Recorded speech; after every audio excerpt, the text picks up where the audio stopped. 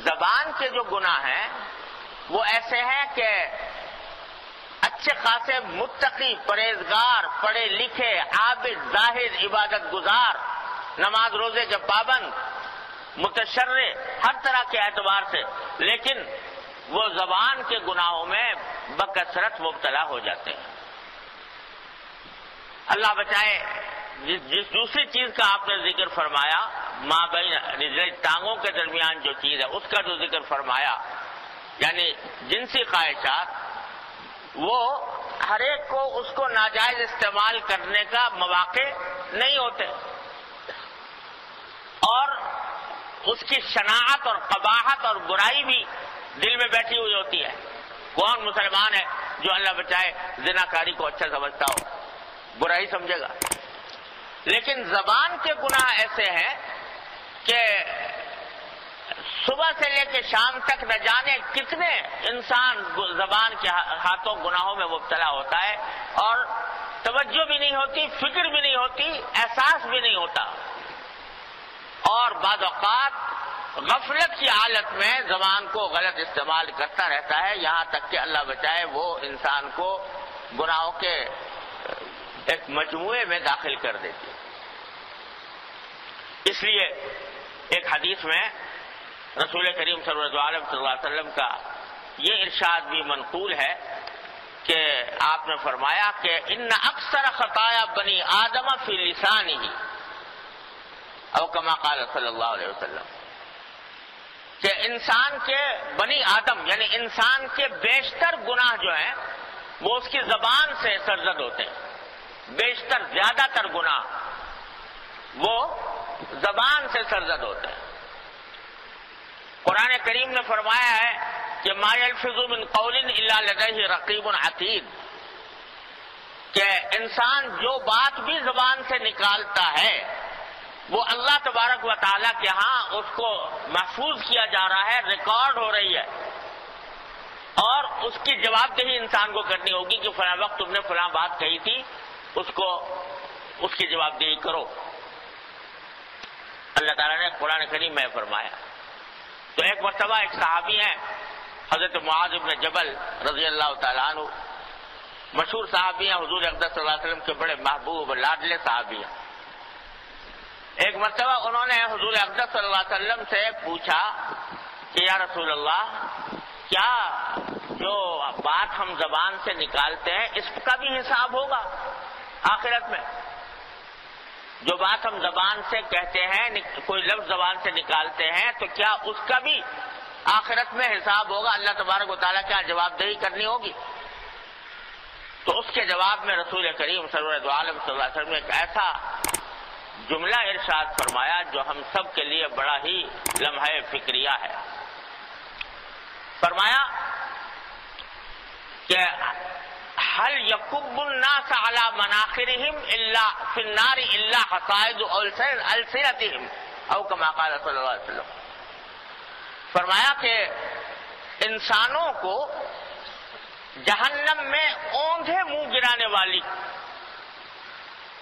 کون سی چیز اتنی زیادہ ہے جتنی انسان کی زبان۔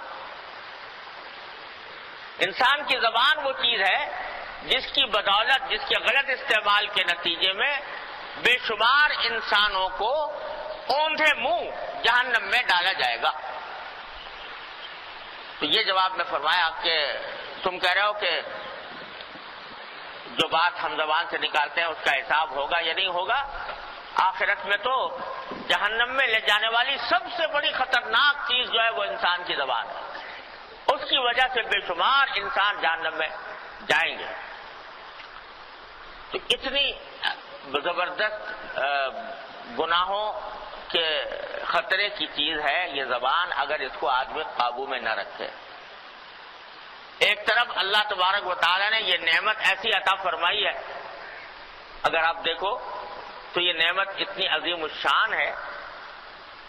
کہ اس کی بدولت آدمی اپنے دل کی بات دوسرے کے سامنے بغیر کسی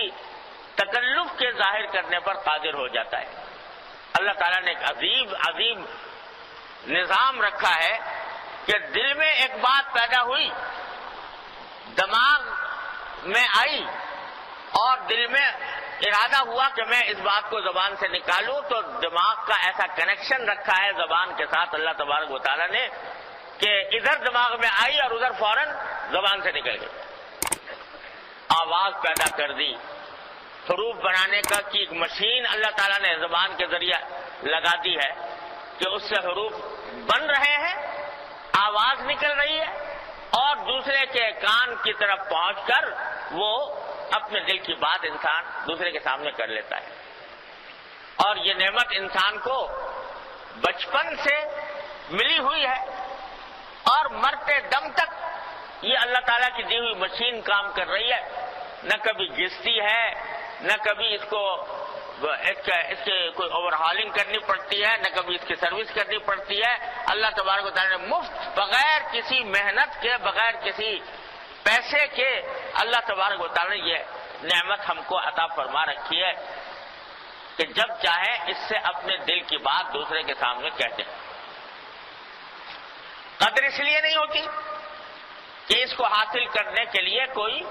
نہ محنت کرنی پڑی، نہ پیسہ خرچ کرنا پڑا، بیٹھے بٹھائے مل گئی اور صبح شام استعمال ہو رہی ہے، تو اس لیے قدر نہیں ہوتی۔ اللہ بچائے کبھی اگر کسی کی قوت گویائی پر بند ہو جائے، بولنے کی طاقت سلب ہو جائے، اس وقت پتہ چلے کہ کتنی بڑی نعمت اللہ تبارک و تعالیٰ نے عطا فرمائی۔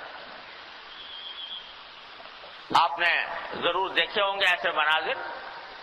کہ آدمی اچھا خاصا بولتا آدمی ہے، اپنی بات کہنے پر قادر ہے، لیکن فالج ہو گیا اور فالج ہونے سے زبان بند ہو گئی، اب بول نہیں سکتا، کہہ نہیں سکتا، دل میں باتیں آ رہی ہیں، اپنی کوئی ضرورت دوسرے کے سامنے ظاہر کرنا چاہ رہا ہے، لیکن زبان نہیں اٹھتی، کام نہیں کرتی، کوئی لفظ زبان سے نہیں نکلتا۔ اس وقت آدمی کی بیچارگی کا عالم آپ دیکھیں کہ مفلوج آدمی جو بولنے پر قادر نہ ہو، اس کی بیچارگی کا کیا عالم ہوتا ہے کہ کہنا چاہتا ہے ایک بات لیکن کہہ نہیں پاتا۔ اللہ بچائے، یہ حالت ہو جاتی ہے۔ اس وقت کوئی پوچھے اس سے کہ بھائی تمہاری گویائی تمہیں واپس مل جائے گی مگر اپنی ساری دولت خرچ کرو تو مل جائے گی، تو ساری دولت خرچ کرنے پر راضی ہو جائے گا کہ کسی طرح میری گویائی واپس آ جائے، بولنے کی طاقت مجھے واپس مل جائے۔ یہ واقعات ہم اپنی آنکھوں کے سامنے دیکھتے ہیں کہ کسی پر فالج ہو گیا، کسی کی زبان بند ہو گئی اور بات کہنے پر قادر نہیں رہا، لیکن اس سے سبق نہیں لیتے، عبرت حاصل نہیں کرتے۔ میں نے 2 آدمی ایسے دیکھے اپنے سفروں کے دوران کہ ان کی زبان بھی ٹھیک، زبان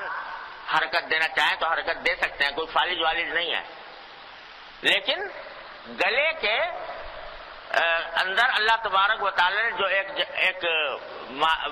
مادہ رکھا ہے جس سے کہ زبان کی حرکت سے آواز نکلتی ہے، وہ حصہ ختم ہو گیا،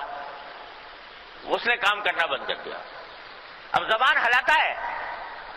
الفاظ زبان سے ادا کرنا چاہتا ہے، لیکن آواز نہیں ہے، اور آواز نہ ہونے کی وجہ سے وہ بس زبان حرکت کر کے رہ جاتی ہے اور لفظ دوسرے کے سمجھ میں نہیں آتے، گلا بند ہو، گلے کا ایک حصہ جو ہے وہ بیکار ہو گیا جس سے آواز نکلتی۔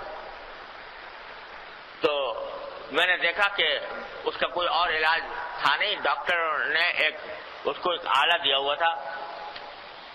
لمبا سا جیسے مائکروفون ہوتا ہے اس طرح کا ایک آلہ تھا، جب کبھی کوئی بات کرنا چاہتا تھا وہ آلہ اپنے گلے پر لگاتا تھا، زور سے دباتا تھا اس گلے کو، جب وہ زور سے اس آلے سے گلے کو دباتا تو آواز نکلتی، اور وہ آواز بھی انسانوں جیسی نہیں، وہ آواز بھی کچھ جانور جیسی نکلتی تھی، جیسے کوئی جانور بول رہا ہو، اور ایسی آواز نکلتی تھی بچے سنتے تو ہنس پڑتے تھے اس کی آواز سن کے۔ تو میں اس کی بیچارگی کا عالم دیکھتا تھا کہ مجلس میں بیٹھا ہوا ہے، اچانک دل میں کوئی بات آئی، کہنا چاہتا ہے، تو پہلے وہ آلہ تلاش کرتا کہ آلہ مل جائے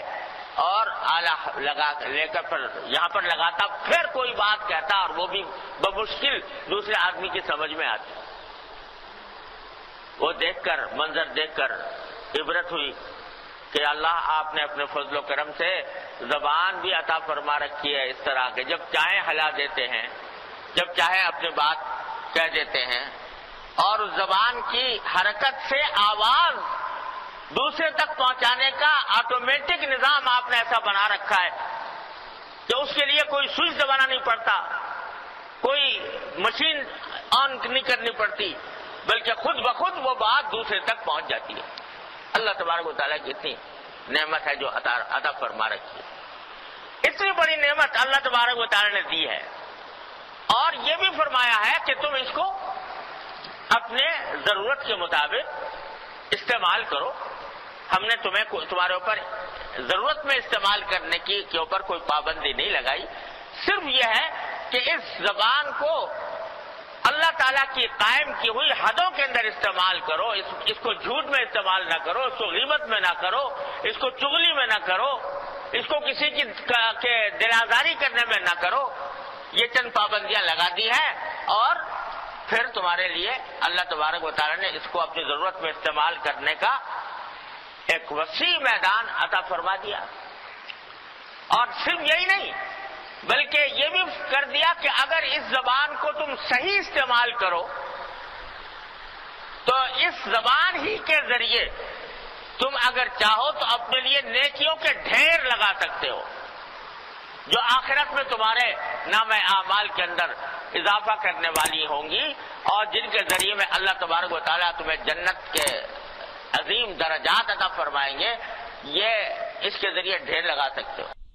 اهدنا الصراط المستقیم، ہم کو سیدھے رستے چلا